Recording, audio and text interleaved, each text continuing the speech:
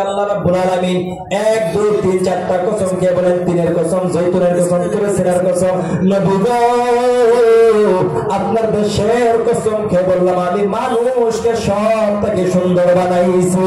সুবহানাল্লাহ। এখন আপনি বলবেন হুজুর যদি মানুষ সব থেকে সুন্দর তাহলে আমি এমন কালো কেন? বাবা গো যিনি বানাইছেন উনি বলতেছেন আমি সুন্দর বানাইছি। সুরতটা কোনো মানে রাখে না, অন্তরটা আপনার মানে রাখে। তবে সুরতটা আল্লাহ দেখবে, আপনার এই যে মুখটা যেটা আছে এটা দেখবে না, আপনার শরীরের কালার দেখবে না। কারণ কালার যদি দেখলে ভালো হইতো তা আল্লাহর নবীর সাহাবী হযরত বিলাল খুবই কালো ছিল। তারপরে যে আল্লাহর নবী বলেন আমি যখন মেরাজে গেলাম বিলালের পায়ের আওয়াজ আমি জান্নাতের মাঝে শুনে আসছি। সুবহানাল্লাহ। আল্লাহ রাব্বুল আলামিন বলেন এই মানুষকে সব থেকে সুন্দর বানাইছি। এখন সুন্দর মানুষের কাজ কি? আল্লাহ রাব্বুল আলামিন বলেন ওয়া মা খালাকতুল জিন্না ওয়াল ইনসা ইল্লা লিয়াবুদুন। আল্লাহ রাব্বুল আলামিন বলেন আমি মানুষ এবং জিন্নাতকে বানাইছি শুধুমাত্র আমার ইবাদতের জন্য। এখন বাচ্চান ভাইজানেরা আমরা ইবাদত করি না শয়তানকে খুশি করে আমার আল্লাহ ভালো করে জানেন। আল্লাহ রাব্বুল আলামিন বলেন তোমরা যা কিছু করো আমি সব জানি, তুমি মনে মনে যা ভাবো তাও জানি। বাচ্চান ভাইজানেরা জীবনটা শেষ হয়ে যাবে আল্লাহ এবং আল্লাহর নবীর ভালোবাসা, আল্লাহ এবং আল্লাহর নবীর মুহাব্বতে আপনার সবকিছু হবে। আমি একজন সাহাবীর ওয়াকিয়া বলে আমার বয়ান শেষ করে দিব। আল্লাহর নবী একজন সাহাবী ছিলেন হযরত বিলাল হাবশী রাদিয়াল্লাহু তাআলা আনহু। এই বিলাল যখন কলিমা পড়ে মুসলমান হয়ে গেলেন, কলিমা পড়ে মুসলমান হয়ে যাওয়ার পর এই মক্কার মানুষরা বিলালকে যখন উত্তর বাড়ির মাঝে গোলাম ছিলেন বিলালকে এরকম ভাবে বেঁধে রাখতেন, সারাদিন পর্যন্ত রোদের মাঝে শোয়া রাখতেন। রাত্রবেলায় কোন সময় আবু জাহেল মারতেন, কোন সময় উতবা মারতেন, কোন সময় শৈবা মারতেন, মারতে মারতে সারা রাত পার করে দিতেন। এরকম ভাবে যাইতে যাইতে বিলাল হাবশী রাদিয়াল্লাহু তাআলা আনহুর দিন কাটে আর রাত এরকম ভাবে পার হইতেছে। একদিন বিলাল হাবশী রাদিয়াল্লাহু আনহুর সম্মুখে দিয়ে আল্লাহর নবী যান। বিলাল ডাক দিয়ে বলেন ইয়া রাসূলুল্লাহ ইয়া হাবিবাল্লাহ, ও আল্লাহর নবীজি আমার জন্য দোয়া করবেন যেন আমি কলিমার সহিত দুনিয়া থেকে যাইতে পারি। আল্লাহর নবীজি যখন দোয়া করলেন বলে বিলাল তুমি সবর করো, সবর করতে বলার সাথে আল্লাহ থাকে। আল্লাহ বিলাল হাবশী রাদিয়াল্লাহু আনহু বহুদিন কিছুদিন যাওয়ার পর এই রাস্তা দিয়ে যখন দেখেন আবু বকর সিদ্দিক রাদিয়াল্লাহু তাআলা এই রাস্তা দিয়ে যান, আবু বকর যখন বিলালের অবস্থা দেখলেন, দেখার পর আবু বকর সহ্য করতে পারলেন না, উতবার কাছে গেলেন, গিয়ে বলেন উতবা রে তোমরা বিলালকে এমন মারছো গো, বিলাল আর তোমাদের কোনো কাজে আসবে না। তুমি একটি কাজ করো, তোমাদের ধর্মের একটা মানুষ আছে তুমি তাকে নিয়ে নাও আর বিলালকে তুমি আজাদ করে দাও। এই কথা বলার পর উতবা মনে মনে ভাবলেন এই বিলাল যেহেতু আমাদের আর কোনো কাজে আসবে না তাহলে আমি আজাদ করে দিলাম। আবু বকর সিদ্দিক রাদিয়াল্লাহু তাআলা আনহু বিলালকে নিয়ে আল্লাহর নবীর কাছে গিয়ে বলেন ইয়া রাসূলুল্লাহ ইয়া হাবিবাল্লাহ, ও আল্লাহর নবী আমি বিলালকে আজাদ করে দিলাম। এই দিন থেকে বিলাল আজাদ হয়ে গেলেন। সুবহানাল্লাহ। দেখো আইনের তো বয়ান ভালো লাগে না, আমি যে সময় আইসা আইসা খালি কথা কইতাম কিচ্ছা কইতাম এই সময় দেখছি ভালো লাগবে সুবিরতে। হ্যাঁ এই যে কয়েকজন উড়াবো শুরু করছো এই মসজিদটা যদি নষ্ট এরা গজব আইনের উপর পরে আইনে সহ্য করতে পারবে, কেউ সহ্য করতে পারবে?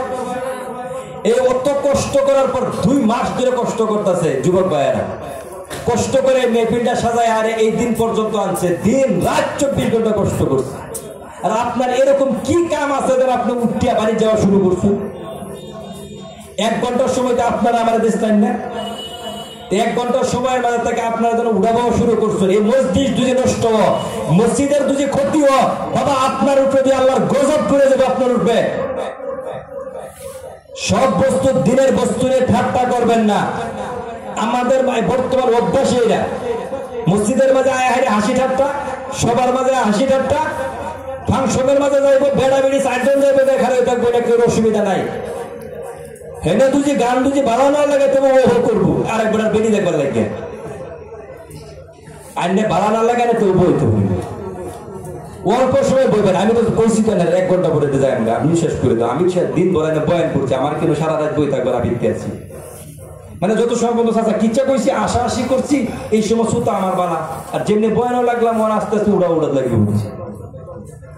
আর তো উঠতে নেই ইনশাআল্লাহ কি ওই ইনশাআল্লাহ বাবা এই সব আড়া যায় এটা কি আমার লাভ হইলে আমি বাড়িতে লই যাই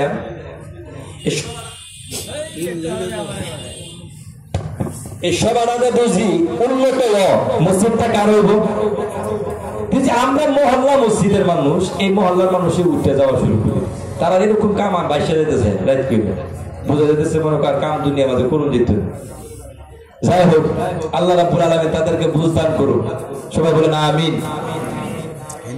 আবু বকর সিদ্দিক রাদিয়াল্লাহু তাআলা আনহু বিলাল হাবশী রাদিয়াল্লাহু তাআলা আনহুকে নিয়ে গেলেন বলে ইয়া রাসূলুল্লাহ ইয়া হাবিবাল্লাহ আমি বিলালকে আল্লাহকে ওয়াস্তে আযাদ করে দিলাম এই দিন থেকে বিলাল আযাদ হয়ে গেলেন এখন মনে রাখবেন আল্লাহ রাব্বুল আলামিন কোরআনের মধ্যে একটা আয়াতের মধ্যে বলেন তোমরা আল্লাহর সাথে মহব্বত করতে চাও আমি নবীর সাথে মহব্বত করো আমার নবীর সাথে যদি মহব্বত করো অটোমেটিক আল্লাহ রাব্বুল আলামিন তোমাদের সাথে মহব্বত করবেন সুবহানাল্লাহ কর এখন আল্লাহর সাথে মহব্বত কেমনে করলেন বিলাল দেখায় দিলেন মারের উপর মার খাইছেন বিলাল হাবশী রাদিয়াল্লাহু তাআলা আনহু সমস্ত পিঠের থেকে মাংস খুলে পড়ে গিয়েছিল তবু আল্লাহকে বলেন নাই বিলাল কোনদিন এই ইনামে আল্লাহ রাব্বুল আলামিন কি দিলেন যখন মক্কার থেকে মদিনায় আল্লাহর নবী হিজরত করলেন হিজরত করে যাওয়ার পর দয়ার নবী মায়ার নবী নিজ হাত মুবারক একখান মসজিদ নির্মাণ করলেন সুবহানাল্লাহ বলেন মসজিদ কার হাতে বানাইছে সর্বপ্রথম মদিনার মাঝে আমার আপনার নবীর হাতের মাঝে কাবাতুল্লাহ বাইতুল্লাহ ইব্রাহিম আলাইহিস সালাম হাতের মাঝে আল্লাহ রাব্বুল আলামিন সব হাতের দ্বারা মসজিদের কাম নেয় না আল্লাহর নবী যখন মসজিদ নির্মাণ করলেন ওই সময় মসজিদের মধ্যে একজন মুয়াজ্জিনের প্রয়োজন আল্লাহর নবী ডাক দিয়ে বলেন ও আমার সাহাবীরা রে বিলাল যেহেতু হাবশার ছিল বিলাল খুবই কালো ছিল এই বিলাল কলিমার জন্য খুবই কষ্ট করেছে আমি বিলালকে আমার এই মসজিদের মুয়াজ্জিন বানায় দিলাম সুবহানাল্লাহ কর যে বিলাল 24টা ঘন্টা আল্লাহ আল্লাহ বলতো ওই বিলালকে আমি আজকে মুয়াজ্জিন বানায় দিলাম মুয়াজ্জিন বানায় দেওয়ার পর বিলাল হাবশী রাদিয়াল্লাহু তাআলা দিনের মাঝে 5 বার আযান দেয় আযান দেওয়ার সময় ওনার একটা নিয়ম ছিল যে কোন শব্দ লা ইলাহা ইল্লাল্লাহ বলার পর আশহাদু আন্না মুহাম্মাদুর রাসূলুল্লাহ বলতেন আল্লাহর নবীর ঘরের দিকে এরকম ভাবে তাকাইতেন দয়ার নবী বিলালের দিকে তাকায় বলতেন বিলাল তুমি সত্য বলেছো আমি আল্লাহর নবী আল্লাহর রাসূল এরকম ভাবে দিন পার হইতেছে কিছুদিন যাওয়ার পর কয়েক বছর যাওয়ার পর সাহাবীরা ডাক দিয়ে বলেন ইয়া রাসূলুল্লাহ ইয়া হাবিবাল্লাহ একটি কাজ করেন বিলাল যেহেতু হাবশার মানুষ ওনার শিন ভালো মতো উচ্চারণ হয় না ওগো নবীজি আমাদের একখান কাজ করা দরকার আমাদের যখন ইসলামী একখান কান্ট্রি হয়েছে ছোট্ট একটা দেশ হয়েছে আমাদের মসজিদের মুয়াজ্জিনটাও খুবই সুন্দর হওয়া দরকার উচ্চারণ ভালো হওয়া দরকার এরা কিন্তু বর্তমানও আছে বাংলা মসজিদ সমতা হ্যাঁ এই সময় দেশের ছাত্র একটা সেনা একটা যে মাদ্রাসা বই আইছে 3000 4000 টাকা দেয় এই ইমামরা রাহি যেমনি মসজিদটা পাক্কা হয়ে গেছে ছাদ হয়ে গেছে দেশের যে বাচ্চারা 3000 টাকা চাকরি করছিল তো দিন এই বাচ্চারা লাভ মেরে খেদায় দেয় বাইরের থেকে একটা টিহাদা লইছে মানে এই সময়ের পছন্দ আমি বহুত সবার মাঝে দেখছি যে ইমাম সাহেব যে মসজিদের মাঝে কষ্ট কইরা চান্দা কইরা মসজিদের বেড়া খুললা ওয়াল পর্যন্ত কইরা ছাদ পর্যন্ত কইরা হারে বাদে দেখা যায় কি পরের বছর সবাইকে দিয়ে ইমাম সাহেব নাই এই ইমাম আর দরকার নাই এই ইমাম বদলা লাগবে না সেকেন্ডের মাঝে ইমাম বদলায় দিতে মানে কোনো দোষ নাই কোনো কিছু কি দোষ ইমাম সাহেব কই ইমাম সাহেব এই বয়ান কি লেখা করলো কি বয়ান করছে সুন্দর বয়ান কি লেখা করলো কি ইমাম সাহেব দেখে বয়ান করলো আমরা বক্তারা বড় বেজাল আসমানে বয়ান করলে বালা মাটির বয়ান করলে বালা মাইদের বয়ান করলে বেশ মাইদের বয়ান করলে সুদের কোর লাগে মদের কোর লাগে জ্বর কোর লাগে ডাক্সার কোর লাগে ভাঙ্গের কোর লাগে সুরের কোর লাগে এটি করলে বেশ এর সারা করলে বেশ না সাহাবীরা বলেন ইয়া রাসূলুল্লাহ হাবিবাল্লাহ যেহেতু আমাদের একখান ছোট্ট একটি কান্ট্রি হয়েছে আমাদের মসজিদের মুয়াজ্জিনটা খুবই সুন্দর হওয়া দরকার আযানটা খুবই সুন্দর হওয়া দরকার আল্লাহর নবী সমস্ত সাহাবীদেরকে জিজ্ঞাসা করলেন ও আমার সাহাবীরে কি কো তোমরা, আমি আযান মুয়াজ্জিনটাকে বদলায় ফেলবো। একজন সাহাবীদেরকে জিজ্ঞাসা করলেন, সমস্ত সাহাবীরা বলেন, ইয়া রাসূলুল্লাহ, ইয়া হাবিবাল্লাহ, আপনি মুয়াজ্জিনটা বদলায় ফেলেন। আল্লাহর নবী রায় নেওয়ার পর বলেন, ইবনে মাকতুম রাদিয়াল্লাহু তাআলা আনহুকে বললেন, ও সাহাবী, তুমি সকাল থেকে তুমি আযান দিও ফজর থেকে। এই সময় মসজিদের মাঝে বিলাল হাবশী রাদিয়াল্লাহু তাআলা মসজিদের মাঝে একটি কোণার মাঝে ছিলেন। বিলাল হাবশী চোখের থেকে ঝর ঝর করে পানি পড়তেছে আর বলতেছে, আমার সাহাবীরা রে, ও ভাই, তোমরা তো জানো না আমি এই ইসলামের জন্য কত কষ্ট করেছি, আমি আল্লাহর নামের জন্য কত মার খাইছি। তোমরা তো আজকে খুব সুন্দর করে রায় দিয়েছো আমাকে বদলানোর জন্য। ওই সময় আল্লাহর নবী রায় দিয়ে দিলেন, আপনি মাকতুম আযান দিবে ফজর থেকে। আল্লাহর নবী মসজিদ থেকে চলে গেলেন, সমস্ত সাহাবীরা চলে গেলেন। বিলাল তো এমনি কালো ছিল, আবার রাত্র আন্ধারের মাঝে বিলাল মসজিদের কোণার মাঝে বসে বসে কান্দে, আল্লাহ সবাই আমাকে বাদ দিলে, তোমার ঘর থেকে তুমি আমাকে বাদ দিও না। কাঁদতে কাঁদতে সকাল হয়ে যায়, ডাক দিয়ে বলে আল্লাহকে, বলে আল্লাহ, তোমার নবী আমাকে বাদ দিতে চাইছিল না, সাহাবীদের রায়ের কারণে আমাকে বাদ দিয়েছে। আল্লাহ, তোমার ঘর মসজিদ কারো বাবার ঘর নয়। আল্লাহ, তুমি তো যে বাদ না দাও, কারোর ক্ষমতা নাই আমাকে বাদ দেওয়ার জন্য। ওগো আল্লাহ, তুমি তো জানো আমি তোমার নামের জন্য কতবার গাইছি। ওগো আল্লাহ, আমার পিঠের মাঝে একটা ফুটা মাংস নাই, সমস্ত মাংস পর্যন্ত রক্তের মাঝে লাল লাল হইয়া আগুনের মাঝে জ্বলে পুরো সরকার হয়ে গেছিল। আল্লাহ, তোমার ঘরের থেকে তুমি আমাকে বঞ্চিত করিও না। কাঁদতে কাঁদতে সকাল হয়ে গেল, ওইদিকে ফজরের সময় হয়ে গেছে। ইবনে মাকতুম রাদিয়াল্লাহু তাআলা মসজিদের মাঝে আসলেন, আযান দিলেন। আযান দেওয়ার পর সমস্ত সাহাবীরা মসজিদের মাঝে আসছেন। আল্লাহর নবী মসজিদের মাঝে প্রবেশ করলেন, সুন্নাত পড়ার পর মোল্লা আলী কারি বলেন, আল্লাহর নবী তিনবার বাইরে বের হয়ে গেলেন। দেখেন, এখন পর্যন্ত কালা আন্দার শেষ হওয়ার কারণ কি? এখন পর্যন্ত সুবহ সাদিক হওয়ার কারণ কি? সুবহানাল্লাহ কোন? এখন পর্যন্ত কালা আন্দার শেষ হওয়ার কারণ কি? তিনবার নবী গেলেন। এই সময়ের মাঝে শোনা যায় জিবরাইলের আগমন। জিবরাইল বলেন, ইয়া রাসূলুল্লাহ, ইয়া হাবিবাল্লাহ, আমার সালাম গ্রহণ করেন। আল্লাহর সালাম গ্রহণ করেন। আল্লাহ রাব্বুল আলামিন জানতে চাইতেছে আপনার কাছ থেকে, আল্লাহর ঘর মসজিদে নববীর মাঝে আজকে আযান হয় নাই, কারণ কি? আল্লাহর নবী বলেন, ও জিবরাইল, কি বলো? অন্য দিনের থেকে সুন্দর সুরে আযান হয়েছে, উচ্চারণ ভালো হয়েছে। আমার সমস্ত সাহাবীরা মসজিদের মাঝে আসছে, শয়তান মদিনা ছেড়ে পালাইছে, তুমি কি বলো আযান হয় নাই? এই সময় জিবরাইল ডাকতে বলেন, ইয়া রাসূলুল্লাহ, ইয়া হাবিবাল্লাহ, এতদিন পর্যন্ত যিনি আযান দিতেন, ওনার আযান শুধুমাত্র দুনিয়া পর্যন্ত নয়, আল্লাহর আরশ পর্যন্ত সে আযানের আওয়াজ যাইতো। সুবহানাল্লাহ। আজকে যিনি আযান দিয়েছে, ওনার আযান শুধুমাত্র মদিনা পর্যন্ত থেকে গেছে, আল্লাহর আরশ পর্যন্ত যায় নাই। এই সময় জিবরাইল বলেন, ইয়া রাসূলুল্লাহ, আল্লাহ রাব্বুল আলামিন বলে দিয়েছেন, যত সময় পর্যন্ত হাবশার কাবিলাল আযান না দিবে গো, তত সময় পর্যন্ত আল্লাহ দুনিয়ার মাঝে সূর্য উদয় করবে না। সুবহানাল্লাহ। এই দিকে আল্লাহ ফয়সালা শুনাই দিয়েছে। আল্লাহর নবী ডাক দিয়ে বলেন, ও বিলাল, তুমি কোথায়? বিলাল হাবশী রাদিয়াল্লাহু মসজিদের কোণার থেকে কাঁদতে কাঁদতে হাজির হইলেন। আল্লাহর নবী ডাক দিয়ে বলেন, বিলাল রে, আমি তোমাকে বাদ দিতে চাইছিলাম না, আমার সাহাবীদের রায়ের কারণে বাদ দিলাম। ওরে বিলাল, তুমি দুনিয়ার কোন মানুষের কাছে অভিযোগ করে না, সোজা সোজা হিসাবে অভিযোগ তুমি যোগাযোগ করেছো। আল্লাহ ফয়সালা শোনায় দিয়েছে, যত সময় পর্যন্ত তুমি বিলাল আযান না দিবে, তত সময় পর্যন্ত এই দুনিয়ার মানুষ সূর্য দেখতে পাবে না। যাও বাবা, তুমি গিয়ে আযান দাও। বিলাল হাবশী যখন আযানের জন্য দাঁড়ায় গেলেন, আল্লাহু আকবার, আযান সে মুকাম্মল করলেন। আযান শেষ হয়ে যাওয়ার পর আবার আপনার নবী যখন নামাজটা পড়াইলেন, নামাজ পড়াইয়া যখন মসজিদ থেকে বের হইলেন, বের হয়ে দেখেন সূর্যটা মাথার উপরে। সুবহানাল্লাহ। না আধা দিন পার হয়ে গেছে, বের উঠছে না। বিলালের আযানের কারণে আমি বলেছিলাম, আল্লাহর সাথে মহব্বত করতে হবে, আল্লাহর নবীর সাথে মহব্বত করতে হবে। আল্লাহর সাথে মহব্বত করার কারণে আল্লাহ রাব্বুল আলামিন মক্কার থেকে বিলালকে মদিনা আনলেন। মদিনার মাঝে আল্লাহর ঘরের মুয়াজ্জিন বানায় দিলেন। আর সবাই মুয়াজ্জিনের থেকে বাদ দিয়েছিল, আল্লাহ কিন্তু বিলালকে বাদ দেন নাই। এই ছিল আল্লাহর সাথে মহব্বতের ইনাম দুনিয়ার মাঝে। এখন বিলালের নবীজির সাথে কেমন মহব্বত ছিল শুনবেন কি? কোন ভাই সূর্য লাগতেছে? ওই সূর্য লাগতেছে, কয়দিন শেষ করে দিই। এই সময় মাঝে আল্লাহ রাসূল সাল্লাল্লাহু আলাইহি ওয়াসাল্লামের সাথে বিলালের কেমন মুহাম্মদ ছিল।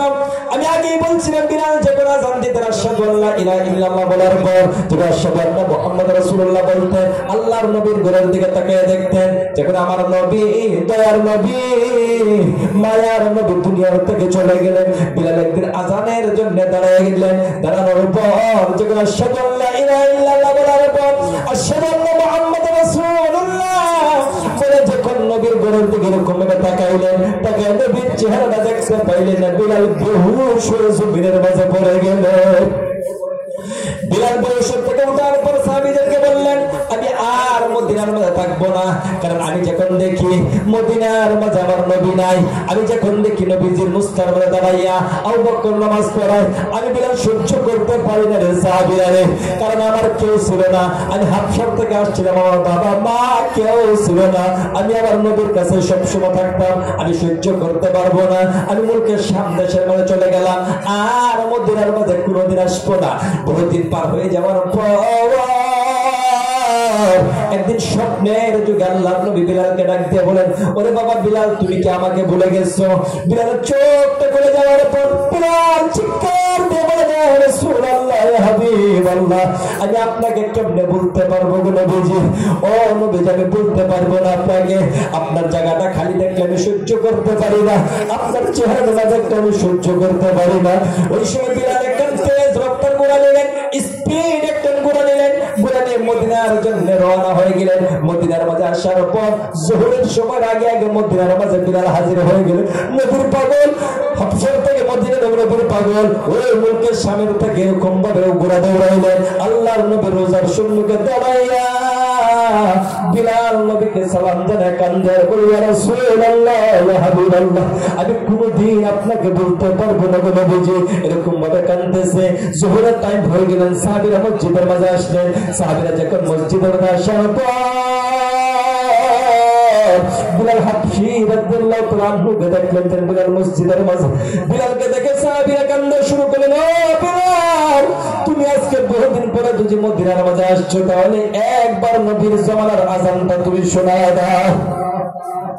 বিলাল হাবশী রাদিয়াল্লাহু তাআলা আনহু বলেন, ও আমার সাহাবী ভাই, আমি সব কিছু করতে রাজি, কিন্তু আযান আমি আর দিব না, কারণ আযান দেওয়ার পর যদি আমার নবীর চেহারাটা দেখতে না পাই, তাহলে আমি সহ্য করতে পারবো না।